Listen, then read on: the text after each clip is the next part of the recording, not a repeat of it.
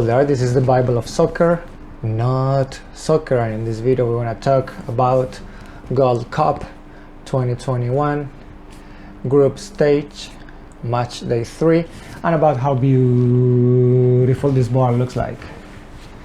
I remind you that I'm going here with no teleprompter, no guidelines, no master edition, recording everything from my cell phone, and I speak like this a little bit slow so I won't lose my train of thought. Okay, so we're gonna keep discussing these matches, and we still very soon it will be the next round, direct elimination, but we still have to talk about the closing group, right? The last match day for the group stage, and one of the first matches was USA against Canada. So we noticed that USA, well in this case Canada, let's go in red, and USA in blue, they play 5-3-2 this time. Okay, they were playing 3-4-3 before, and for this one they play 5-3-2. We already said that, and this match was not the exception, that they're attacking a lot by the sides, and we have said that this is not really so healthy, because if they find a team, if they have to play against a team that could tactically block those attacks, it's going to be a little bit difficult for them to play through the middle if they're not used to, especially this team that is young, and this is a team that is still like getting to know each other. So it would have been better if they tried some instances through the middle to see and correct.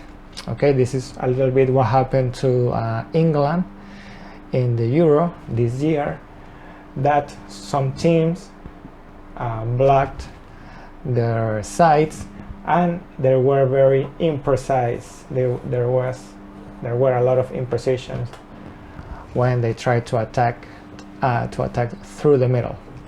Okay, but here what can we say about this match besides this and that? Zimmerman, okay, there, good job trying to avoid a penalty kick. So basically what he did, he preferred to get injured rather than give a penalty kick. Basically that's what he did when that unfortunate accident, to say it in some way, happened there when he got injured and he got subbed, right? But basically what he was trying to do is, well, first of course avoid the Canadian team to score, but also he was about to make a fall and maybe a penalty kick, so he decided just to put himself out there and just get over the ball, and he got injured. Okay, so he was trying to avoid the penalty kick. And also in some passages of the match they did high pressure, okay, over Canada. There was no clear let's say a team that dominated this match. Sometimes was USA at the end of the first half, and at the beginning of the second half was Canada. In the beginning was a little bit USA, a little bit of both, and at the end it was almost the same. So in Canadian team they played 3-4-3. Okay, the United States changed a little bit, and we see that the Canadian team, even though they had one of their players who got a double yellow card, they didn't modify pretty much anything about the tactical system, let's say like that, and they play the same. So maybe this Canadian team is getting more solid even though they lost. I still see them like they are the strongest team in this tournament. Hopefully the USA can grow up during the 2 matches or potential 2 matches before the final, if they reach the final, and maybe win again against this team. Okay, but remember that Canada were missing one important player, and they play the same, so maybe they are more compact. Maybe the team is, they know each other more, and they trying to stick with their tactics. Let's see what happens. So in the basically that's what happened. We saw in the other matches that when they attack with 3 or 4 people, they do good, but in this match it was a good defensive job from the United States, that it was difficult for them to associate. The best case scenario, what happened for Canada, it was that they have a little bit of possession, but the attacking was being made by 1 or 2 players, which is good, okay? Because remember that we said before in the previous matches about Canada that when they go 3 or 4 people together, they can be very dangerous. So good job there from the United States defensive system. And the other thing about the Canadian team is that even though at some points of the match the USA was doing high pressure and a very high and very pressure, okay, they try to go out by passing all the time. They didn't clear the ball or send the ball away. Okay, so and they didn't make a mistake. So So this is something to keep in mind, that the Canadian team, beside this loss, they still, I think they still have a good chance to lift the trophy. So the USA have to try to grow during this tournament. Okay, and the next match was Martinique, Haiti. So Haiti, like we said before, they usually play very good, and then they have really a difficult time to score. They need maybe a number 9, or maybe somebody who can really have like a good definition when they score. Okay, that's basically the main problem, but they play a decent football. They won this match against Martinique for 2-1, and Martinique had 2 red-carded players, and at some point Haiti was first to score, and then Martinique tied 1-1, but then Haiti scored again. Okay, the first goal came from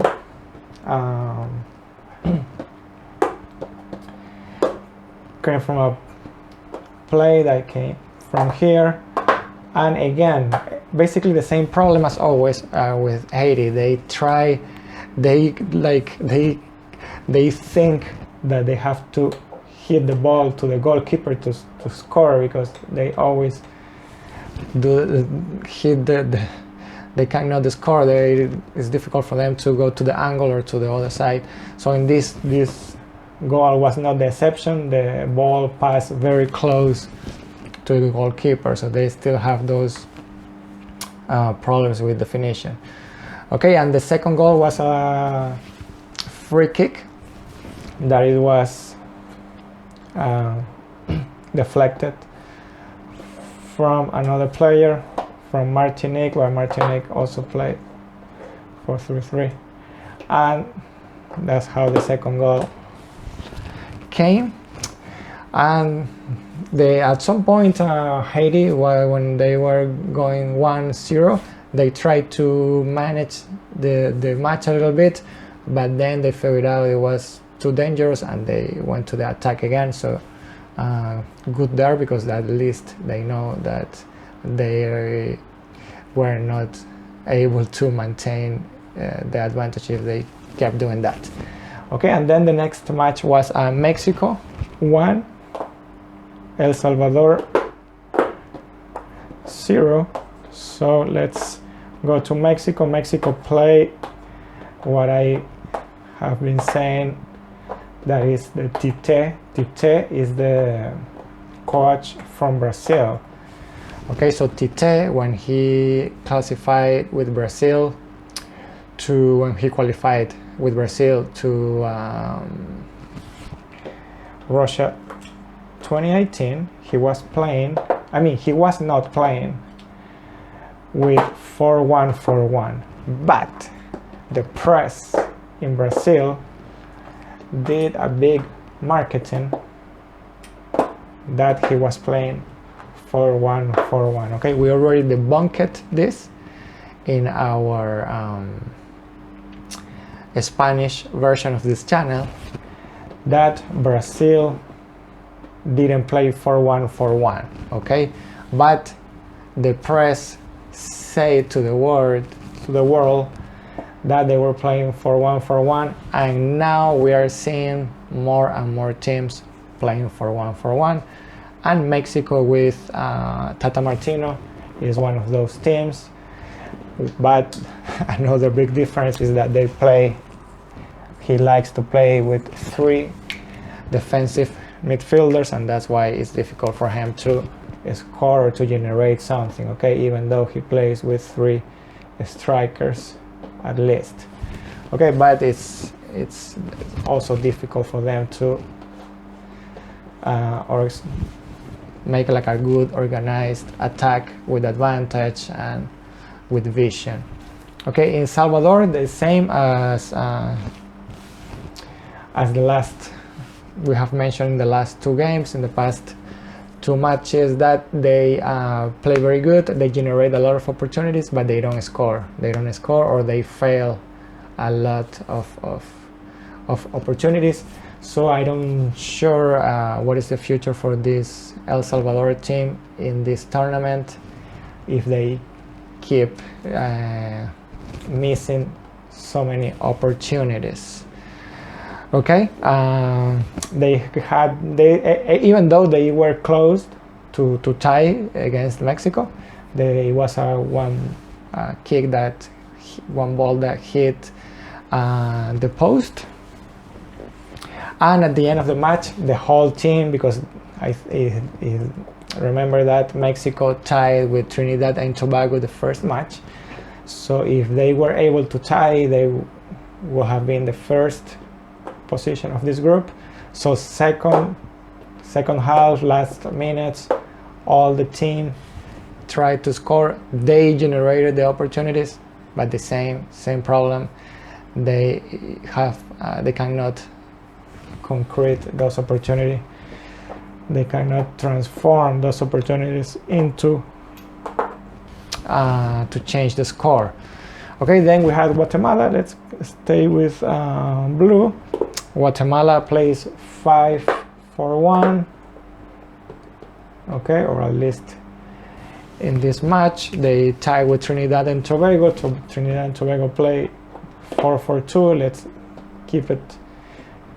do it with green, so it's gonna be easier for us to there's not much to say about this team. Okay, both of them were already have been eliminated, right? And then we have Costa Rica and Jamaica. Costa Rica play with well, let's keep Jamaica with green. They play 4-4-2, and Costa Rica plays 4-3-3. Okay, so let's just take some of these ones out. And in this match, Costa Rica had 2 players that stayed on the bench from the starters, and Jamaica had 6 players that stayed on the bench from the starters. So basically Jamaica was trying to say, hey, okay, I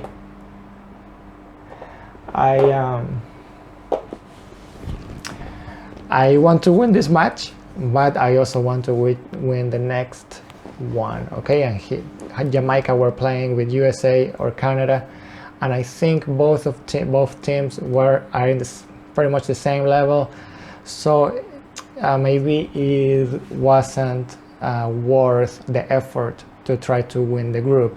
So Jamaica kept 6 starters on the bench, and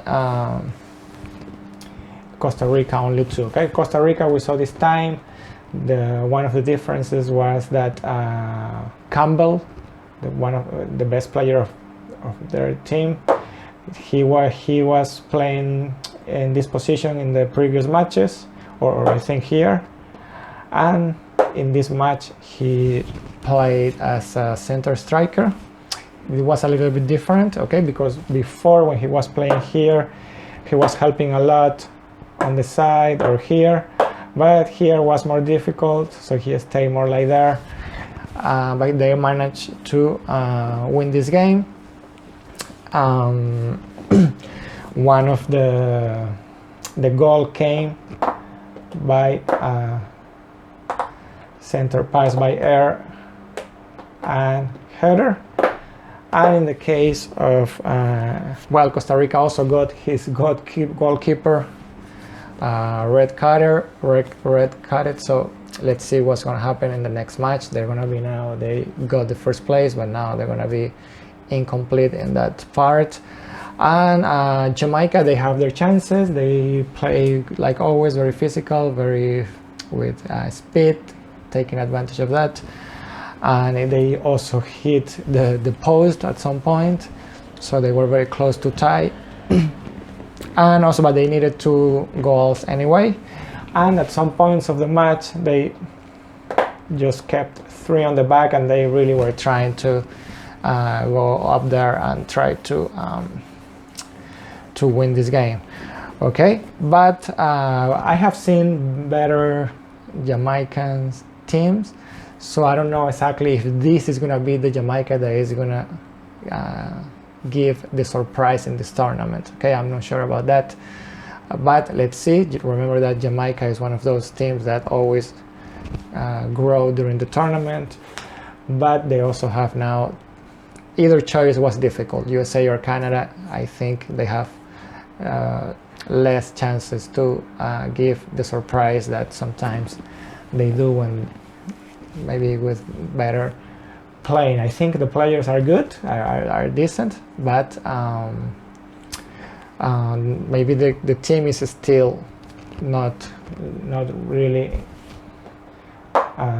ready. It's like it's not compact. It's not, you cannot see that they still trying to alienate many things there. Okay, Suriname and Guadeloupe. So what happened here is that we talked before, and we discovered something about Suriname, because we talked before about Suriname that 10 out of 11 players from the starters, they play in the Netherlands. They are very good. They have, all of them are technical. Sorry, they have a very good technique, all of the players. But maybe because before we were seeing Suriname with teams that maybe are better than them, and now we saw them with Guadeloupe that maybe they're more in the same level. Okay, Suriname won 2-1, but now we discover why Suriname is difficult for them to win matches. Okay, and basically what's happening is that we see the good technique in the players, but they really don't risk. They don't want to fight for the balls. Okay, if they have to do something acrobatic to score or do an extra effort, they don't do it. They just want to score with class. Okay, and in football you have to also risk your body and try to score, and to try to you cannot be afraid of getting injured or getting your uniform dirty, right? So we discovered that about Suriname this match that we couldn't discover in the previous 2 matches. Okay, remember that we are just taking these teams from here. We didn't watch the qualifications, the qualifiers for these teams to reach this championship. Okay, So in the Guadeloupe, it's interesting to say that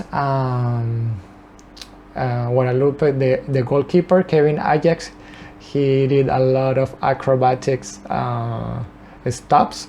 So if you have the chance to watch the compact or this match, is very interesting to watch that. Okay, Suriname. The other thing about Suriname is that they kept the line of 4. Let's say this is Suriname. Okay, they kept this 4 on the back, even though Guadeloupe only had 1 striker. They were very rigid, very static in their tactics. They didn't move any of the 4 to go forward or to go to attack, or not too much. Okay, they kept all the line of 4 all the time, and so they don't risk their players. The players, they don't risk their body. They don't try to do anything acrobatic. They don't go the extra mile, and the tactics is the same. They play very safe, too safe, or maybe unnecessarily safe, keeping line of 4 defensive against only 1 striker. Okay, and Honduras, Qatar. This is the group where it was Honduras, Panama, Qatar, and Grenada, right? Okay, so we're gonna talk only about Qatar against Honduras, and so Honduras played 4-2-3-1, 4-2-3-1, and Qatar, I think they play 5-3.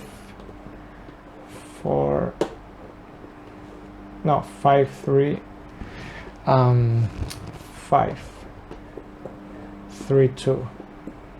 Okay. Okay. So, but what was interesting about this group?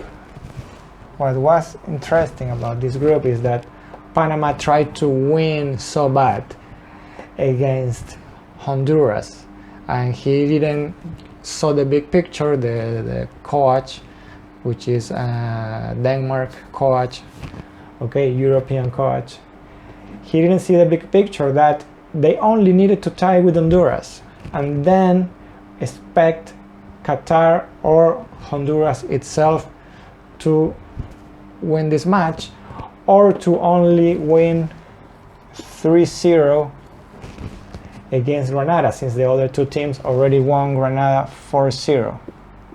Okay, well, no, if they tied, they needed to win 4-0. Yes, 4-0. Why 4-0 and not 5-0? Because Panama tied against Qatar 3-3, and I mean, it would have been too difficult for this match to end 4-4 or 3-3, which is the same. Okay, it was of course it's possible, but the possibilities are very distant. So, but anyways, in the match, it was a winner. It was one team got victorious, and that team was Qatar. So if Panama wouldn't try to win so bad that match against Honduras, they would have classified. Remember that that match was 0-0, and even Panama went out with everything. And also at some point they were winning 2-1, and they still were trying to score more goals instead of just try to cool it down and put the match into the freeze, okay, into the fridge, and try to just stay with the advantage, or at least the tie, because the tie was good also. But they worried too much about being the first of the group, and they got eliminated. Okay, so during this match, Honduras, we also noticed, okay, they lost 2-0, but it was because they were losing 1-0, and at the last minute everybody went there and got like an easy goal in counter-attack. But Honduras was playing there. Maybe they were tired. Some players, you could see that they were tired from the previous 2 matches, and especially the defensive were very lazy. Okay, the defensive line, you could see in the way they run. Even it was a penalty kick that the goalkeeper stopped, and when that penalty was stopped, none of the Honduras player went for the bounce. Okay, luckily for them, they missed again. The other player missed again, but it looks like they were tired from the previous 2 matches, so maybe physically Honduras, let's see what's going on. Okay, and Qatar is a very solid team. Remember that this team has been prepared themselves for a long time. They want to give a good impression in the World Cup that they're organizing next year. And when you can notice, when you see them playing, that they know each other a lot, they know the movement, they know what they have to do. And it's a team that, let's see how far they can go in this tournament. Let's also see, because they usually play the same players all the time, so let's see how long they can last, right? We can see this before, for example, Wales and Iceland in the previous Euro, that they had a very good team, but because they were the same 11 all the time, there is a point that they were tired and they lost for a big difference. Okay, so let's see what Qatar can do. But anyways, one of the players was on the bench. One of the starters were on the bench last match, and they at least one player is rest, or was rest for this match. That's why before the previous match they played 5-4-1, and now they came back to the 5-3-2. But again, Qatar, they play a lot, not a lot, but usually through the wings, through the sides too, and they have this typical attack that's come from here, that they still, I don't know if they're already perfecting it, or if they're already perfected, or they're still working on it, but sometimes it looks like they don't know what to do, because they reach here and they don't know if they should go for the goal or if they should go to the pass. Okay, so we saw a lot of missing opportunities because they didn't know what to do. But I think one of the goals came because they decided to just go straight to score, and the second time, or the first time, because it was a pass, so they have 1-on-1, if I remember well. Okay, but anyways, the important thing is that I'm trying to mention is that they missed a lot of goals, so they still need to maybe perfect a little more that decision. But anyways, it's a good thing, because also the other team, they don't know what they're gonna do, right? So everybody get confused there in some way. And the other match, it was just Panama against Grenada, not really important after these results. Both of them were eliminated already. Panama scored 3-1. Maybe if they really had the pressure to score more goals, they probably could have done it. So very bad tactic there is maybe the most important thing from this group. On Honduras, we don't think it's like they have really a chance to lift the trophy, probably not. And Qatar, let's see how far they can do in this tournament. Okay, so that's gonna be all for this video. If you like it, give me a thumbs up. Don't forget to share it. And if you haven't subscribed, you can do now. Is the best time to do it. And it says goodbye to you. The Bible of soccer, not soccer.